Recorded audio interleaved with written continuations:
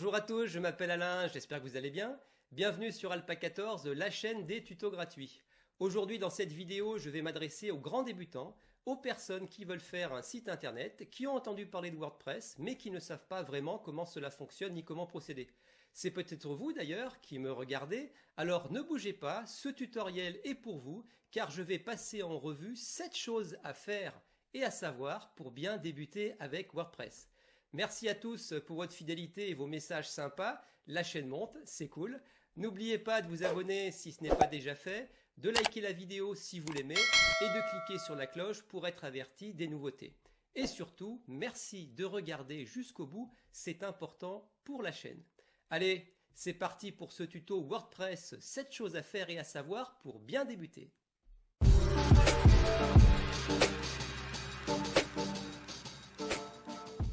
Alors, qu'est-ce que WordPress? WordPress est un CMS, c'est-à-dire Content Management System en anglais, c'est-à-dire en français un système de gestion de contenu. C'est un formidable outil qui va vous permettre de faciliter la gestion de votre contenu et de l'exposer en développant un site internet facilement sans avoir besoin de vous y connaître en programmation. Aujourd'hui, WordPress représente plus de 40% des sites internet de la toile. C'est donc un outil très populaire, accessible à tous, qui a vraiment démocratisé la création de sites web, qui désormais n'est plus réservé seulement aux développeurs. Petite précision, WordPress est un logiciel open source sous licence GPL v2, ce qui signifie que tout le monde peut l'utiliser ou le modifier gratuitement. Il y a plusieurs années, WordPress était essentiellement un outil pour créer un blog plutôt que des sites internet classiques. Ceci n'est plus vrai aujourd'hui. Pour prendre une image, aujourd'hui à la base, WordPress est déjà une construction très complète qui permet une belle variété de sites. Ce qui en fait sa force, c'est son système de plugins que l'on peut comparer à des briques qui vont encore agrandir cette construction et vont permettre à WordPress de devenir de plus en plus adapté et performant selon les besoins. Prenons l'exemple, si vous voulez faire du e-commerce, eh bien il vous suffit d'installer en quelques clics la brique, le plugin WooCommerce pour transformer votre site WordPress de base en e-boutique performante. Bref, vous l'aurez compris, aujourd'hui WordPress vous permet de créer tout type de site web. Encore une petite précision, pour que votre site WordPress soit visible par le monde entier, nous le verrons tout à l'heure, vous devez l'installer sur l'espace serveur que vous avez souscrit chez un hébergeur ou que vous allez souscrire. Ainsi, votre site sera en ligne et vous pourrez le voir depuis votre ordinateur, mais aussi depuis n'importe quel autre ordinateur dans le monde entier, et ce, grâce à Internet. Vous pourrez également, depuis votre ordinateur, administrer votre site situé sur le serveur de votre hébergeur et lui apporter des modifications. WordPress en fait a deux facettes, une qui est publique, qui est le site web lui-même exposé à la vue de tous, c'est le cas de ce site, accessible via un nom de domaine qui est l'URL du site, c'est-à-dire l'adresse du site. Dans l'exemple que vous voyez ici, c'est doggyroxy.com. Et une autre facette, qui est la facette privée du site WordPress, toujours accessible via la même adresse, celle du nom de domaine, à laquelle, par défaut, il faut ajouter admin ou login. Si je rajoute à mon adresse login, je vais arriver sur une page qui va m'inviter à rentrer mon nom d'utilisateur ainsi que mon mot de passe pour accéder à mon tableau de bord WordPress. Voilà qui est fait. Je vais donc ici renseigner les différents champs. Le premier champ est le champ de l'identifiant. Je vais donc mettre le mien. Voilà. Et en dessous, je mets mon mot de passe. Et je clique sur se connecter. Voilà, je suis entré. À partir de mon tableau de bord WordPress, je vais pouvoir modifier mon contenu et créer des pages. Une fois mon travail terminé, un peu à la manière d'une page Word, je cliquerai sur enregistrer et publier et mon site modifié sera en ligne à la vue de tous.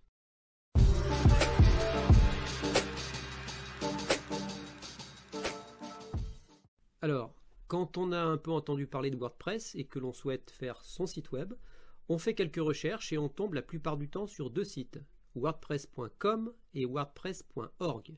Alors vers quel site s'orienter? Spontanément, on a tendance à aller sur wordpress.com. Alors il faut savoir que wordpress.com est un site qui va proposer des services payants à base du logiciel WordPress, mais aussi en vous proposant un hébergement, c'est-à-dire un espace serveur qui va vous permettre d'installer WordPress afin que votre site soit en ligne. WordPress.com offre plusieurs formules avec différentes options. Mais attention, à moins de prendre la formule la plus chère, qui s'élève à 59 € par mois en facturation mensuelle, vous aurez dans les autres cas des versions limitées de WordPress qui ne vous offriront pas la pleine puissance de cet outil. En revanche, si vous vous orientez vers la version de wordpress.org, vous aurez accès à la version complète de WordPress. De plus, cette version complète est gratuite, mais vous n'aurez pas ici d'hébergement. Si vous en avez les compétences, vous pouvez télécharger à cet endroit le logiciel WordPress, puis vous pouvez l'installer sur le serveur de votre choix.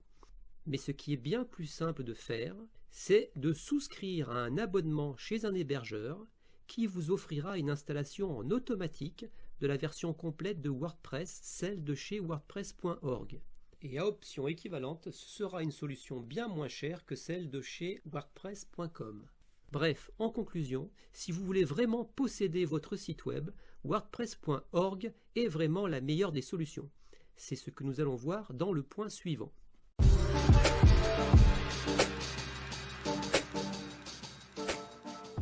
Si vous avez bien suivi mes conseils, vous avez choisi l'option 2, celle d'une formule gratuite et complète de WordPress à installer chez un hébergeur, celle que l'on trouve sur wordpress.org. Avant d'installer WordPress, il est nécessaire d'avoir un espace sur un serveur, c'est ce que vont nous proposer les hébergeurs. L'offre d'hébergement en France et dans le monde est extrêmement vaste et complexe, de nombreux hébergeurs et formules existent, et il est souvent très difficile de s'y retrouver, surtout si on est débutant. D'autant plus qu'en termes de tarifs, sérieux et fiabilité, ils sont loin d'être tous équivalents. Dans cette vidéo d'explication et de conseils, je vais vous parler en connaissance de cause, en vous faisant part de ma propre expérience, et je vais vous recommander mon hébergeur, chez qui je suis depuis maintenant 3 ans.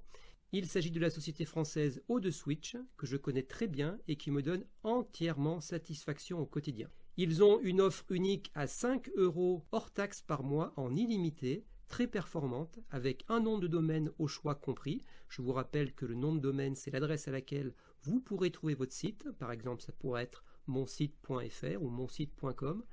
À cela, vous ajoutez un excellent service clientèle et vous obtenez, selon moi, un des meilleurs hébergeurs actuellement sur le marché. Je vous mettrai sous la vidéo le lien de la société O2Switch et je vous assure, vous pouvez y aller les yeux fermés, vraiment, vous ne serez pas déçus.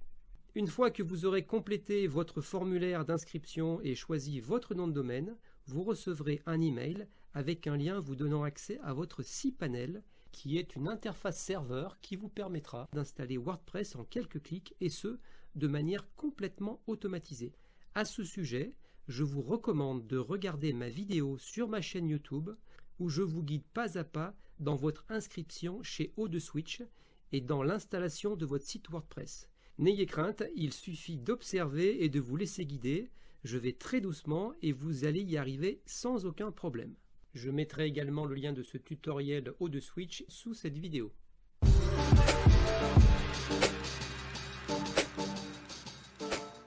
Alors si vous avez bien suivi la vidéo, ce dont je ne doute absolument pas, vous avez pu installer votre logiciel WordPress chez O2Switch. Alors maintenant, à tout moment, ce que vous pouvez faire, c'est donc inscrire en haut de votre navigateur l'adresse de votre nom de domaine, suivi d'un / et de login ou de admin, et vous allez arriver sur la fenêtre que l'on voit ici. Tout en haut, vous allez pouvoir renseigner l'identifiant, votre identifiant que vous aurez défini lors de l'installation de WordPress, ainsi que le mot de passe. Alors moi, je vais le faire. Voilà. Je clique sur « Se connecter » et j'entre ici sur mon tableau de bord WordPress. Alors rapidement et de manière simplifiée, je peux vous décrire les principales fonctions de cette interface administrateur. En partant du haut de ce menu de gauche, nous avons tableau de bord. C'est là que vous pourrez avoir un œil sur certaines informations du site. État de santé du site, le site fenêtre de bienvenue, etc. etc. Vous pourrez l'organiser comme vous le souhaitez en cliquant ici sur options d'écran et en cochant ou décochant certaines cases. Il est également possible de déplacer ces encarts par glisser-déposer. En dessous, vous avez articles.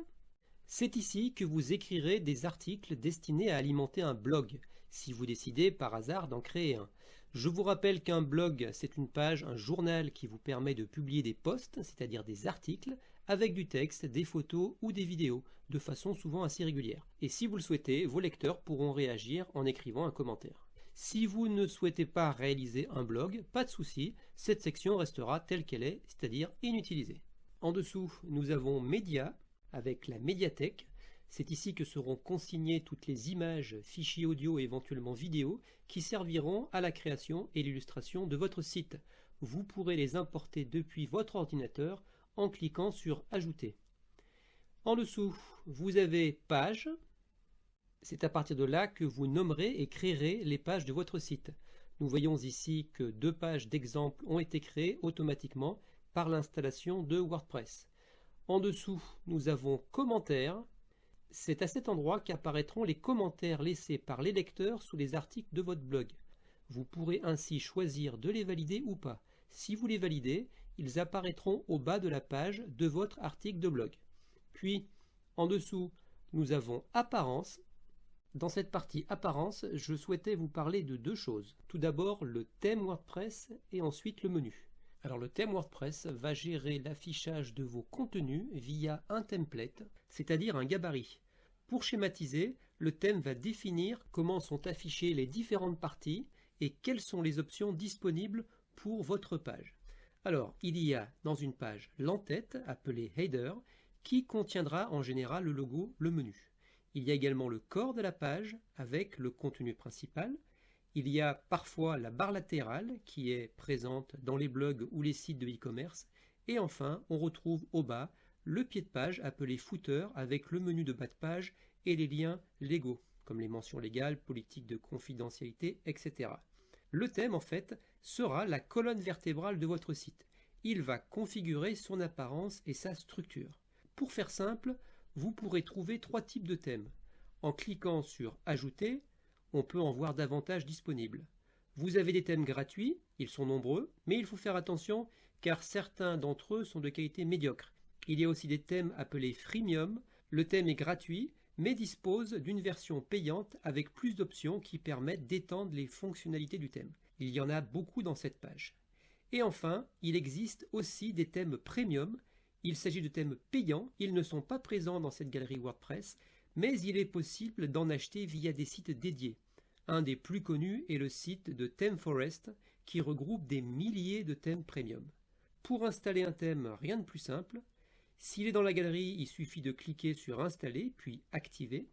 S'il n'est pas dans la galerie, ce qui sera le cas d'un thème premium, une fois que vous l'aurez acheté, il suffira de cliquer en haut sur Téléverser un thème pour l'appeler et ensuite l'installer. Mais pas de précipitation, car dans l'étape suivante de ce tutoriel, je vais vous présenter un formidable outil qui va vraiment vous aider à créer vos pages WordPress et qui possède déjà son thème.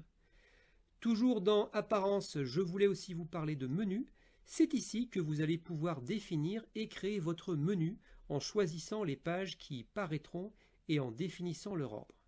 La partie suivante, c'est la partie des extensions, plugins en anglais. L'image des briques dont je vous parlais pour décupler la puissance de WordPress, c'est ici que ça se passe. Il y a des milliers de plugins gratuits ou payants à installer en quelques clics selon vos besoins. Je clique en haut sur Ajouter et j'arrive sur une page avec une galerie et de nombreux plugins. Précédemment, je prenais l'exemple de WooCommerce, le plugin qui permet de transformer votre site WordPress en boutique internet. Il suffit d'inscrire son nom ici et de lancer une recherche. De plus, cette extension est gratuite. Alors, la voici, et il me suffit de cliquer ici pour l'installer, puis de cliquer pour l'activer. Ensuite, en dessous, nous avons Compte. C'est ici que sont gérés les comptes des personnes qui administrent le site. Pour l'instant, vous voyez qu'il y a un seul compte, c'est le mien, mais je pourrais en créer d'autres pour donner l'accès à cette interface à d'autres personnes avec des rôles, c'est-à-dire des droits équivalents ou limités. En dessous, nous avons Outils, nous n'entrerons pas dans le détail, c'est là que vous pourrez par exemple importer ou exporter des éléments du site. Et enfin, en dessous, Réglages, avec ici tous les réglages disponibles au bon fonctionnement de WordPress, ainsi que les réglages à faire selon vos goûts. Voilà pour ce rapide parcours des principales fonctions de ce menu.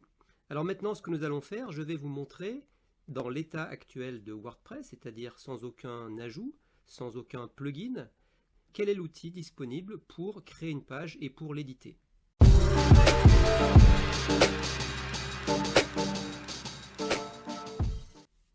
Alors pour cela, je vais me rendre dans Pages, toutes les pages. Vous voyez qu'ici, il y a 2 pages, donc nous allons créer une page en cliquant sur Ajouter. J'arrive ici dans l'éditeur de WordPress qui s'appelle l'éditeur Gutenberg. C'est l'éditeur de base qui est livré avec la version de WordPress. Saisir le titre, je vais mettre un titre. Donc je vais l'appeler page test par exemple. Voilà. Et ici, vous avez l'éditeur. Donc commencez à écrire ici, vous voyez, en cliquant là, j'ai accès à différents blocs, on va dire. Donc ici par exemple, je peux écrire ma première page. Voilà, comme ceci. Et puis en cliquant dessus, je peux apporter de la mise en forme, je peux centrer, etc. Voilà. Ensuite, en dessous, en cliquant sur le plus, je peux mettre un autre bloc. Vous voyez, tous les blocs sont disponibles ici. Je peux mettre par exemple une image.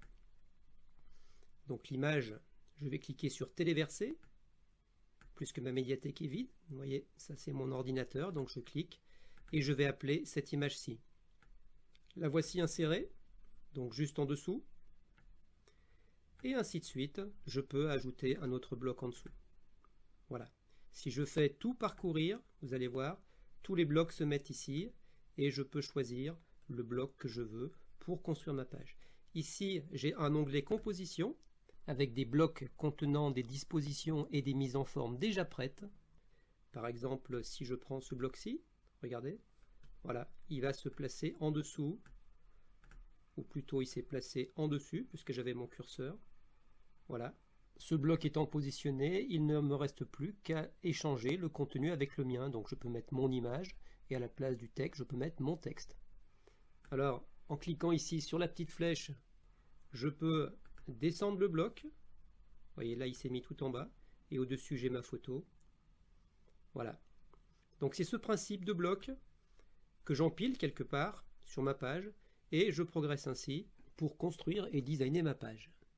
Alors avec cet éditeur fourni avec WordPress, on y arrive tant bien que mal, mais il n'offre pas du tout le confort, ni les possibilités, ni la finesse de design que pourrait offrir un page builder visuel. Alors qu'est-ce qu'un page builder visuel? Un page builder visuel peut se traduire en français par constructeur de pages visuelles. C'est un composant, une extension qui va être ajoutée à WordPress et qui va nous permettre de créer des pages au design avancé en glisser-déposer et d'apporter des modifications sur la page telle qu'elle se présentera au visiteur. Le Page Builder dispose en plus d'une bibliothèque de modules, sliders, carousel, appel à l'action, boutons, etc. et facilite la construction de pages complexes et design sans avoir à coder. Pour en revenir à Gutenberg, cet éditeur de base de WordPress, ce n'est pas véritablement un Page Builder au sens où on l'entend, ce qui est assez limitant. Il est moins intuitif et convivial. La structure en sections rangées avec les colonnes et le système de glisser-déposer des pages builder manque vraiment. Ici, on ne peut pas, comme on l'a vu, déplacer les blocs en glisser-déposer et on doit uniquement utiliser la petite flèche, ce qui est beaucoup moins pratique. Les modules manquent de personnalisation, on peut leur apporter trop peu de style pour atteindre facilement un design efficace. Et enfin, cet éditeur ne nous permet pas pour le moment de faire des modifications directement depuis la page en ligne. On ne peut donc pas voir en direct les modifications apportées au site, ce que la plupart des page builders proposent. Il existe plusieurs page builders visuels sur le marché. On peut citer Elementor, Divi, Breezy, etc. Les deux plus célèbres sont Elementor et Divi, leurs performances sont à peu près équivalentes. Cependant, mon choix penchera plutôt pour le page builder visuel Divi de chez Eleganteam, qui sera moins cher à la longue, car ce sont les seuls qui offrent une formule avec une licence et un support à vie. Cette licence est à 249 $. Elle vous permettra en plus de réaliser un nombre de sites illimité pour vous, vos amis ou vos clients. Si vous voulez juste l'essayer, vous pouvez choisir la licence à 89 $ pour une année. De plus, vous trouverez sous la vidéo un lien intéressant. C'est mon lien affilié qui vous offrira moins 20% sur ces deux formules, ce qui ramènera la formule à vie à 199,20 $, soit aujourd'hui aux alentours de 165 €, et 71,20 $ pour la formule sur un an, ce qui fait aujourd'hui aux alentours de 59 €. Je pense que ce lien est toujours fonctionnel. Si ce n'était pas le cas, j'ai placé un autre lien classique par lequel vous ne paierez pas plus cher que le prix officiel, mais qui me motivera à continuer de vous présenter des tutoriels. Vous allez voir, Divi est vraiment un outil fantastique qui va vraiment vous faciliter la vie sous WordPress. Il va vous permettre de créer un site web au design poussé en utilisant des modules simples et adaptés. Et surtout, vous allez pouvoir travailler visuellement par glisser-déposer. Alors sans plus attendre, allons installer le Page Builder Divi qui est un plugin et qui offre un thème. Et vous allez voir que cela va offrir de belles possibilités à notre WordPress de base.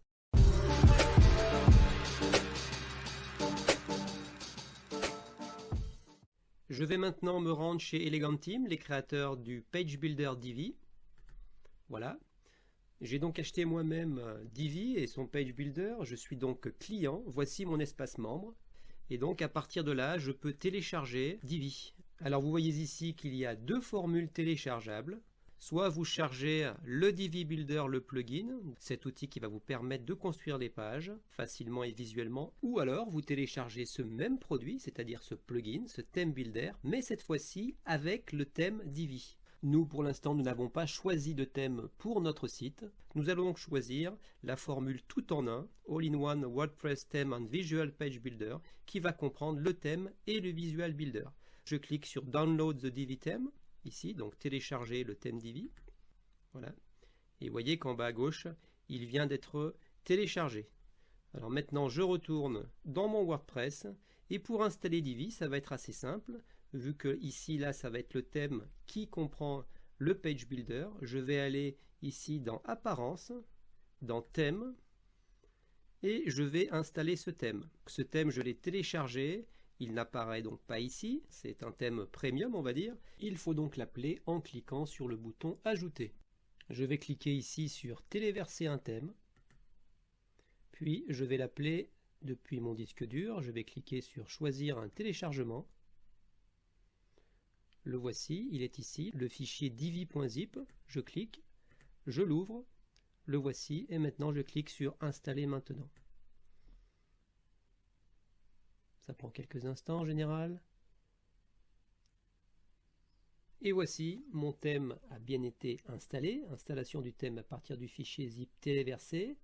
Installation du thème. Le thème a bien été installé.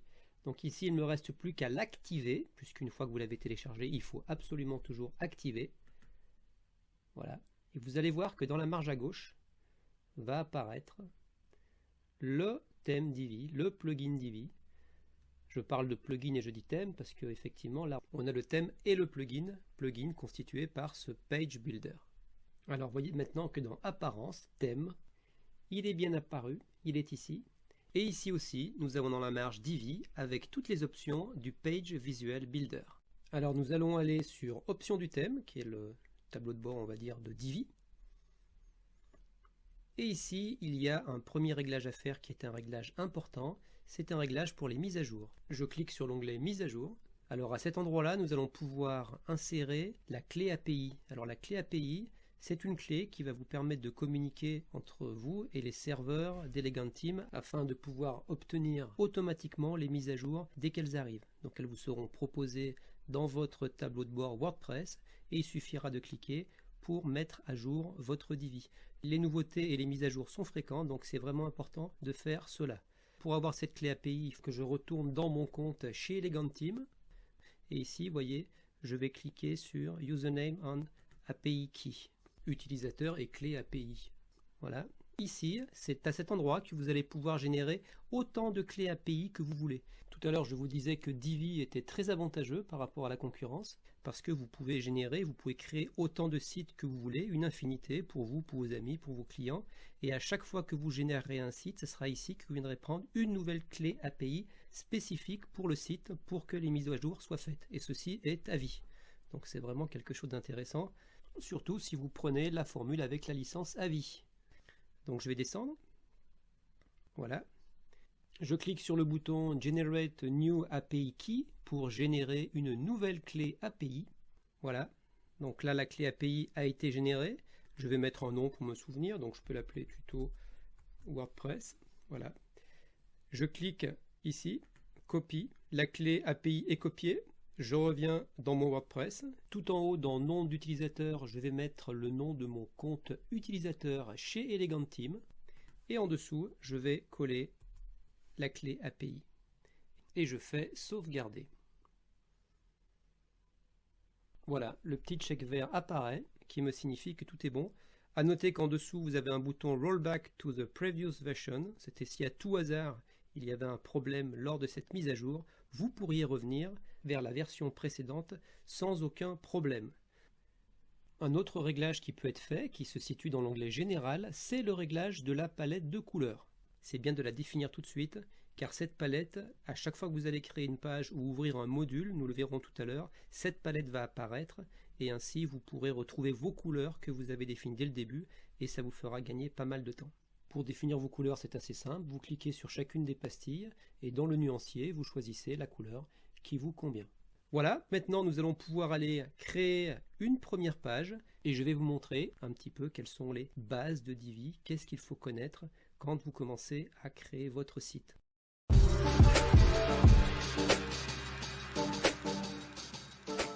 Alors pour créer une page avec Divi, ça se situe au même endroit que tout à l'heure, c'est au même endroit où il y avait le créateur de page de base de WordPress, Gutenberg, dont je vous ai parlé tout à l'heure. Donc je vais dans Page, je vais cliquer sur Ajouter. Alors vous voyez ici que ça a un peu changé. Donc maintenant, ça c'est du fait de l'installation du Divi Builder. Je vais saisir le nom de ma page. Je peux l'appeler page test 2. Voilà.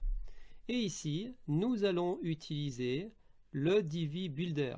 Nous pourrions utiliser le constructeur de page par défaut, car vous voyez ici que par ce bouton, il est toujours accessible. Mais donc là, nous allons utiliser désormais le Divi Builder. Je clique. Alors, quand on crée une page avec Divi, vous voyez là, c'est la première fois, donc j'ai une visite virtuelle qui m'est proposée. Nous allons poliment refuser et continuer à construire. Et nous allons arriver à un endroit qui nous propose toujours 3 manières de construire une page. Alors avec Divi, il est possible de construire une page soit en clonant une, c'est-à-dire que si vous avez un modèle de page que vous avez déjà fait, il vous suffira de le cloner et ainsi vous pourrez repartir de cette page avec à peu près la même mise en forme, mais en changeant le contenu, ça peut être intéressant et ça vous fera gagner du temps. Ensuite, il est possible aussi de choisir la mise en page au travers de différents gabarits professionnels qui sont disponibles dans la galerie de Divi. Donc on peut regarder un petit peu. Je vais cliquer ici.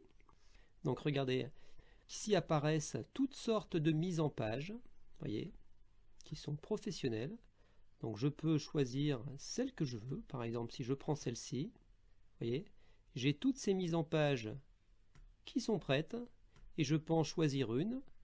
Et donc ce contenu va être importé dans mon site et ensuite je pourrai simplement remplacer les titres, les images par mon contenu. D'ailleurs à ce sujet j'avais réalisé il y a quelque temps un tutoriel intitulé Votre site WordPress en 1 heure avec Divi et c'est justement ce procédé que j'avais utilisé en partant de mise en page déjà prête. Et bien sûr si vous voulez voir cette vidéo, elle est sur ma chaîne YouTube.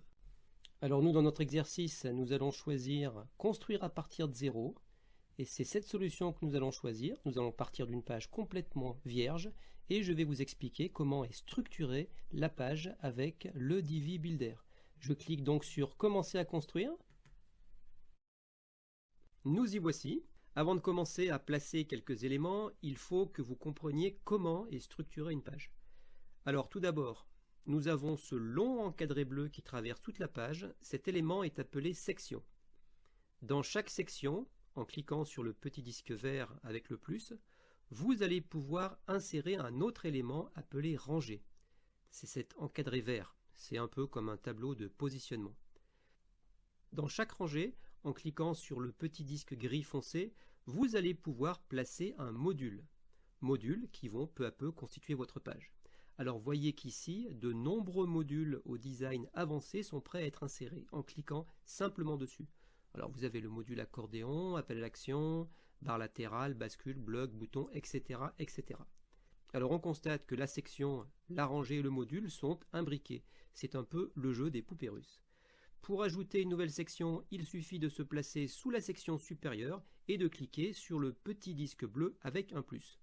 Ces trois éléments que sont la section, la rangée et le module ont à peu près le même menu, à savoir qu'il est possible de les déplacer en glisser-déposer en utilisant la croix. Vous voyez, je peux déplacer cette rangée dans la section du dessous. Fonction qui, souvenez-vous, n'existait pas avec l'éditeur de base de WordPress.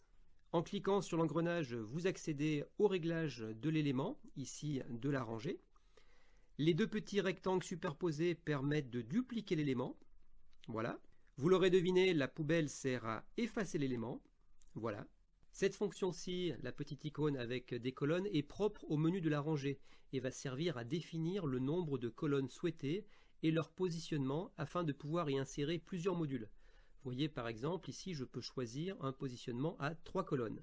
Et enfin la fonction avec la petite icône de la flèche qui entre dans un cercle permettra de sauvegarder entièrement l'élément dans la librairie, c'est-à-dire soit la section, la rangée ou le module. Cette fonction est très intéressante car elle permet vraiment de gagner du temps. Alors maintenant que vous avez compris comment était structurée la page, commençons peu à peu à l'habiller en insérant quelques éléments.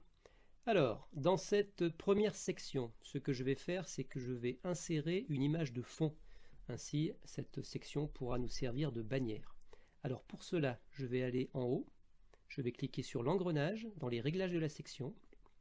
Et ici, vous voyez que j'ai un pop-up, une fenêtre de paramétrage qui apparaît avec 3 onglets, contenu, style et avancé. Nous verrons qu'à chaque fois que nous allons dans le paramétrage, nous avons cette fenêtre qui apparaît. Donc dans contenu et dans fond, je vais cliquer ici et je vais choisir d'insérer une image de fond. Alors vous voyez ici c'est la couleur, ici ça va être des dégradés et ici c'est l'image. Donc je vais cliquer sur image et je vais insérer une image de fond. Alors vous voyez que ma médiathèque est appelée. Pour l'instant je n'ai pas grand chose dans ma médiathèque. Je vais appeler une image depuis mon ordinateur. Ce que je vais faire, je vais choisir téléverser des images. Je vais sélectionner un fichier, voilà, je vais prendre cette photo-ci, voilà, et je vais charger l'image. Voilà. Alors vous voyez que l'image est en fond de section, mais que pour l'instant ma section est beaucoup trop étroite. Alors je vais vous montrer quelque chose qui est vraiment intéressant avec le Divi Builder, contrairement au constructeur de pages de WordPress, c'est que tout peut se faire visuellement. Donc si par exemple je ferme cette fenêtre, vous voyez, donc là je vais valider, je vais fermer, voilà, et simplement en tirant, regardez, je vais pouvoir élargir facilement ma section et ma bannière va être acceptable. Donc vous voyez, ça c'est vraiment quelque chose de super facile. Ensuite, ce que je vais pouvoir faire, c'est ajouter une rangée avec un module. Ce sera un module titre. Donc je vais cliquer sur le plus ici. Je vais choisir une rangée à une colonne. Voilà. Donc là, automatiquement, on me demande de choisir quel module je vais insérer. Je vais insérer un module appel à l'action. Le voici. Et ici, vous voyez que automatiquement, j'ai le pop-up, la fenêtre qui apparaît pour paramétrer ce module. Alors, regardons. Je suis par défaut dans contenu et tout ce que je vais trouver dans cet onglet, c'est exactement le contenu. Ce sont les informations contenues dans ma page. Là, vous voyez, c'est marqué votre titre va ici. Donc, titre, votre titre va ici. Ici, je vais pouvoir le changer. Donc, mettons que, je sais pas, je marque fitness. Voilà, comme ceci. Et en dessous, toujours dans contenu, je peux mettre du texte qui constituera notre sous-titre. Alors là, par exemple, je vais faire quelque chose d'un peu plus court. Voilà, puis je vais enlever ça. On va garder cette phrase de décoration. Voilà, comme ceci. Ce que je vais faire aussi, c'est que je vais enlever le fond de ce module afin que ce soit transparent. Je vais aller dans Fond. On est bien toujours ici dans les paramétrages du module que je viens d'insérer. Donc ce module appel à l'action, dans la rangée. Voilà, vous voyez qu'il y a un fond vert. Je vais cliquer sur la poubelle. Voilà, et je vais l'enlever. Bien. Alors maintenant, ce qui va être intéressant de voir, c'est que à côté, j'ai un onglet style. Le style va servir à améliorer l'apparence du contenu. Ça va donc lui apporter du style. Alors il y a quelque chose qu'il faut comprendre avec Divi et qui est très facile et assez intuitif, c'est que vous allez voir au passage de la souris, il y a des pinceaux qui apparaissent. D'accord? Donc si je veux apporter du style et de la modification à ce titre fitness, quand je vais cliquer sur ce pinceau, vous allez voir automatiquement à droite dans ce pop-up, je vais être conduit à l'onglet style et à l'endroit où je peux modifier ce titre qui est fitness. Regardez, hop, vous voyez, automatiquement, je suis orienté sur les modifications applicables au titre fitness. Donc là, vu que c'est un titre principal, je vais mettre du H1 et ainsi de suite, je vais pouvoir modifier. Je vais choisir la police, je peux choisir aussi, je vais prendre du semi-gras, voilà, et je vais aussi augmenter la taille.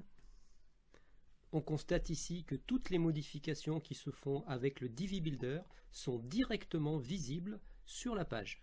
Donc là, c'est ce qui est vraiment intéressant. Et puis ainsi de suite, je peux ajouter des modifications. Par exemple, je peux ajouter de l'ombre, par exemple. Voilà, comme ceci. Ainsi de suite, et ainsi de suite.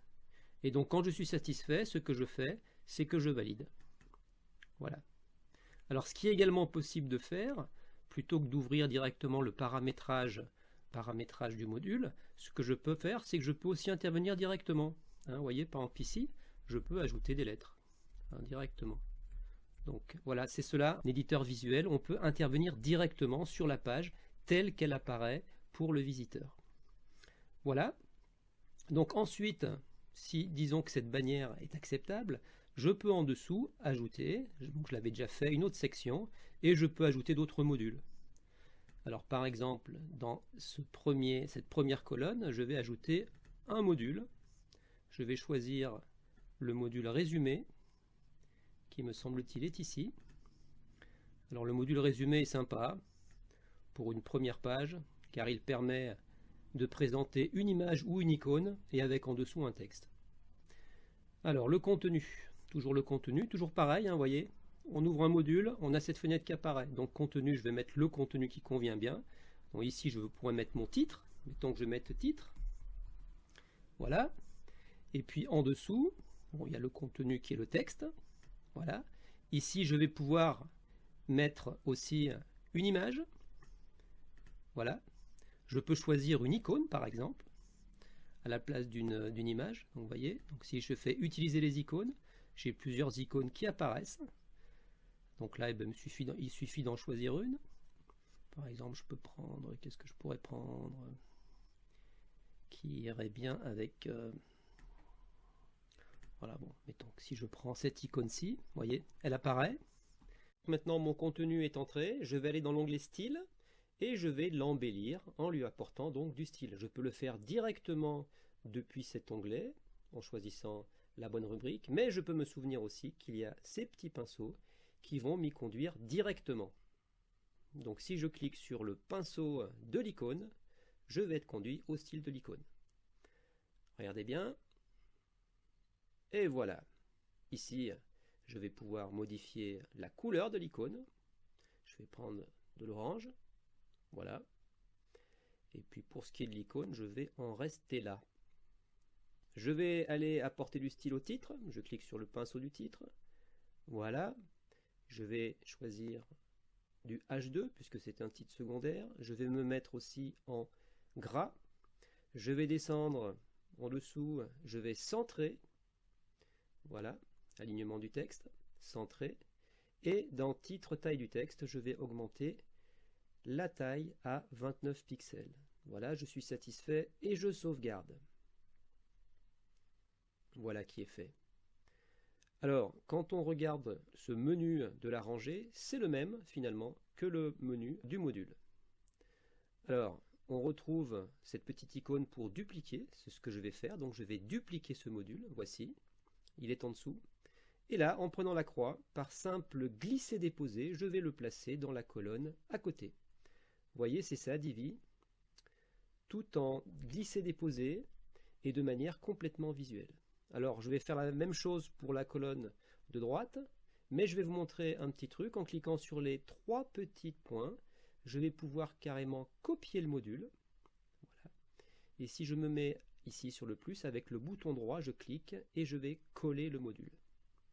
Voilà. Maintenant, il ne me reste plus qu'à personnaliser chacun de ces deux modules. Pour celui du milieu, je peux revenir sur les paramètres et je vais mettre une autre icône. Je descends dans Contenu, Images et icônes, et je vais choisir une autre icône. Voilà. Je vais prendre, allez, la maison. Et je valide. Voilà, je pense que vous avez compris le principe, comment est structurée une page avec le Divi Builder et comment est-ce que cela fonctionne avec les sections, les rangées, les modules et cette facilité à modifier entièrement la page de manière visuelle. Deux petites choses pour terminer. En cliquant ici sur la pastille violette avec les trois petits points blancs, vous avez accès à différentes options, dont une qui est intéressante, c'est l'historique des modifications. Donc à tout moment, si vous faites une erreur, n'ayez pas peur, vous pourrez revenir en arrière. Et la deuxième chose, c'est de ne pas oublier d'enregistrer votre travail.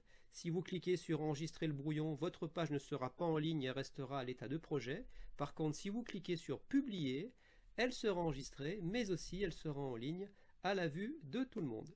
Pour vous qui êtes grands débutants, j'espère que les choses sont désormais plus claires et que vous voyez comment procéder pour créer votre site internet WordPress. Si vous suivez bien les étapes décrites dans la vidéo, pas de souci, vous devriez pouvoir vous en sortir. Avant de nous quitter, n'oubliez pas de vous abonner à la chaîne, de liker la vidéo si vous l'aimez et de cliquer sur la cloche pour être averti des nouveautés. On se revoit bientôt dans un prochain tuto. D'ici là, prenez bien soin de vous. Ciao!